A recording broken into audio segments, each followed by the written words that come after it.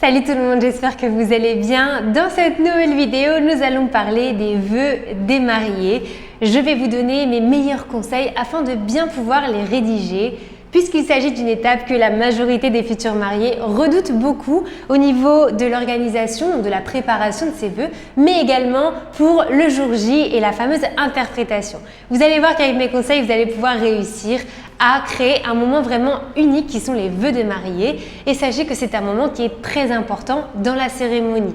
On le considère comme le moment le plus touchant, notamment si vous avez opté pour une cérémonie laïque, parce que pensez bien qu'on ne se réveille pas tous les jours en déclarant vraiment nos sentiments les plus profonds à notre moitié et encore moins devant tous nos proches. Donc c'est très important vraiment de rendre ce moment spécial et c'est un moment que vous allez vraiment vous rappeler toute votre vie. Donc je vous propose que nous voyions tout de suite les différents conseils. Regardez bien la vidéo jusqu'à la fin puisqu'à la fin je vous donnerai des alternatives à ces vœux de mariage traditionnels pour tous ceux qui sont timides et qui ne peuvent absolument pas parler en public. Commençons par mon premier conseil qui est de rédiger un texte qui vous ressemble. C'est très important. Votre texte doit vous ressembler. On doit directement voir que ce sont des mots qui viennent de vous, de ce que vous ressentez et que ce n'est pas un texte copié-collé d'Internet. Alors bien sûr, vous allez pouvoir vous inspirer sur Internet, mais évitez de tout copier-coller parce que ça ne vous ressemblera pas et du coup, ce n'est pas le but. Autant même ne rien écrire que de copier-coller quelque chose qui ne vous correspond pas. Après, vous allez me dire, alors oui, mais je ne sais pas quoi écrire, c'est la page blanche quand je suis devant ma page, je ne sais pas comment faire. Et bien pour ça, tout simplement, je vais vous proposer de faire une liste de certaines questions auxquelles vous allez devoir répondre et vous allez voir qu'avec toutes ces réponses, vous aurez une idée de votre discours que vous n'aurez seulement qu'à bien remettre en place. Alors les questions, ça peut être, qu'est-ce que vous avez ressenti lorsque vous avez rencontré cette personne? Pourquoi vous avez décidé de vous marier avec elle?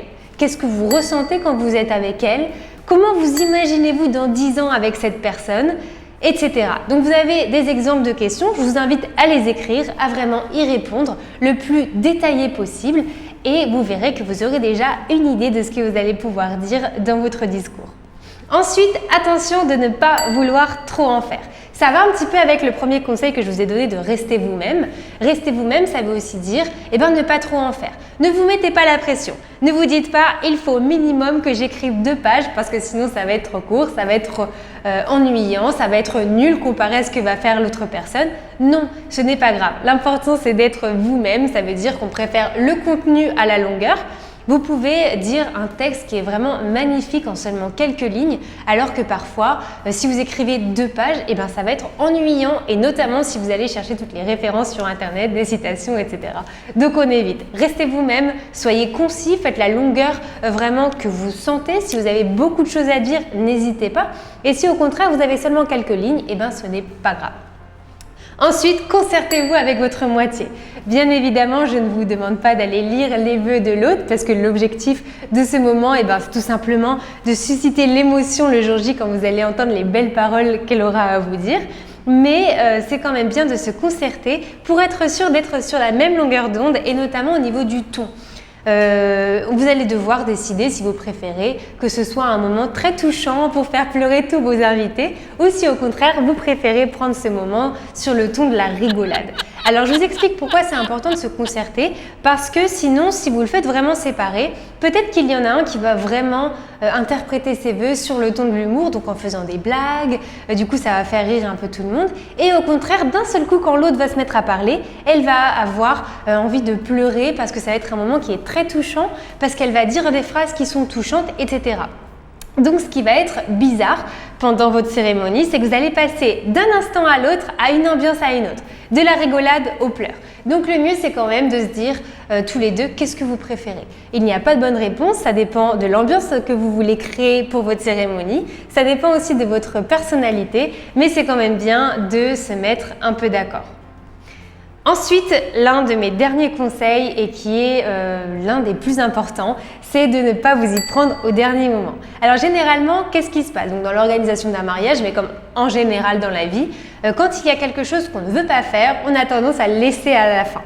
Et en fait, toutes les choses que vous n'aurez pas voulu faire auparavant vont s'accumuler avant votre mariage et du coup, il vous restera que des choses que vous ne vouliez pas faire et du coup, vous allez perdre du temps, ça va être un calvaire. Et du coup, pour que vraiment tout soit fluide, je vous invite à commencer quand même à quelques semaines, voire 1 ou 2 mois avant votre mariage, d'établir vraiment ces vœux des mariés. Alors, je ne vous demande pas de le faire au début de l'organisation, mais on ne s'y prend pas trop en retard. Parce que vous allez voir que c'est quand même du travail comme tout le reste.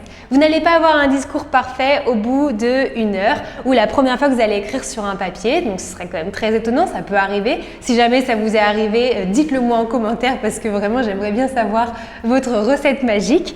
Mais sinon ça prend du temps, vous allez faire des brouillons, vous allez vouloir changer quelques phrases ou quelques formules. Parfois vous allez vous réveiller, vous allez avoir une nouvelle idée, vous allez vouloir la rajouter. Donc c'est quelque chose qui prend du temps. Et en plus de ça, ce qui est important, c'est de répéter. Parce que d'écrire, ce n'est pas la même chose que de parler.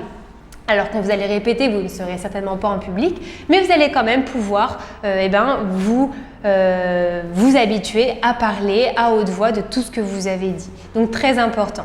Et pour ceux qui adorent improviser, je suis désolée, mais je ne recommande absolument pas l'improvisation. Alors je ne vous demande pas de tout écrire phrase mot par mot et de tout apprendre par cœur. Si vous êtes le roi de l'improvisation, la reine de l'improvisation, notez simplement les grandes lignes que vous allez devoir retenir. Parce que si vous choisissez d'improviser complètement le jour J, alors oui, vous allez pouvoir dire des choses très jolies, mais peut-être que en ayant travaillé un petit peu vos vœux auparavant, vous allez pouvoir développer des idées et des sentiments que vous ressentez que vous ne penseriez pas le jour J. Donc c'est quand même très important de passer un peu de temps à préparer et de ne pas arriver complètement à l'improviste. Et enfin, comme je vous l'ai dit en début de la vidéo, pour tous ceux pour qui c'est vraiment impossible de parler en public, et je vous comprends, il n'y a pas de problème, il y a beaucoup de personnes dans votre cas, donc pas d'inquiétude, vous allez pouvoir opter pour une alternative. Une alternative, ça veut dire que vous allez quand même transmettre à vos invités et à votre moitié ce que vous ressentez, mais vous n'allez pas faire un discours devant tout le monde. Donc pour ça, il va falloir un peu plus d'organisation auparavant. Par exemple, si vous voulez une idée, le jeu des pancartes fonctionne très bien.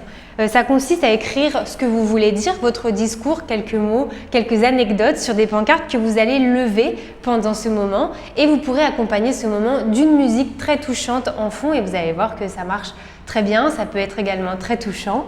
Et une autre idée pourrait être par exemple de créer une chanson, donc retravailler les paroles d'une chanson que vous allez enregistrer en playback auparavant et le jour J, vous allez tout simplement faire du playback sur cette chanson que vous aurez enregistrée. Ça peut être très sympa. Il y a plein d'idées d'alternatives. Si vous aimeriez en connaître plus, n'hésitez pas à me le laisser en commentaire pour qu'on puisse réaliser un article à ce sujet. Donc avec tous ces conseils que je vous ai donnés, vous n'avez plus d'excuses, vous avez tout en main pour faire vraiment des vœux de mariés qui seront touchants, qui vont créer un moment vraiment unique. Donc je vous invite à vraiment suivre tous ces conseils, vous y prenez à l'avance, vous restez vous-même, vous vous concertez avec votre moitié et vous verrez que tout ira très bien. Maintenant, si vous souhaitez plus d'accompagnement, je vous rappelle que mon coaching « Comment organiser mon mariage de A à Z sans wedding planner » vous aidera beaucoup. Et maintenant, en plus de ça, nous avons 2 forfaits. Donc un forfait avec un accès illimité à la plateforme et l'autre qui comprend exactement la même chose. Mais en plus de ça, je vais vous aider à choisir chacun de vos prestataires. Je vous présente 3 prestataires par catégorie pour que vous puissiez économiser du temps tout simplement. Et en plus de ça, vous avez une illustration personnalisée offerte. Donc je vous laisse le lien en bas pour que vous puissiez aller jeter un coup d'œil. N'hésitez pas à bien vous abonner à ma chaîne YouTube afin de ne perdre aucune des vidéos que je mets en ligne chaque semaine sur un thème différent du mariage. Likez cette vidéo si vous avez aimé ce genre de contenu. Laissez-moi en commentaire ce que vous aimeriez retrouver dans une prochaine vidéo et je vous dis à très vite.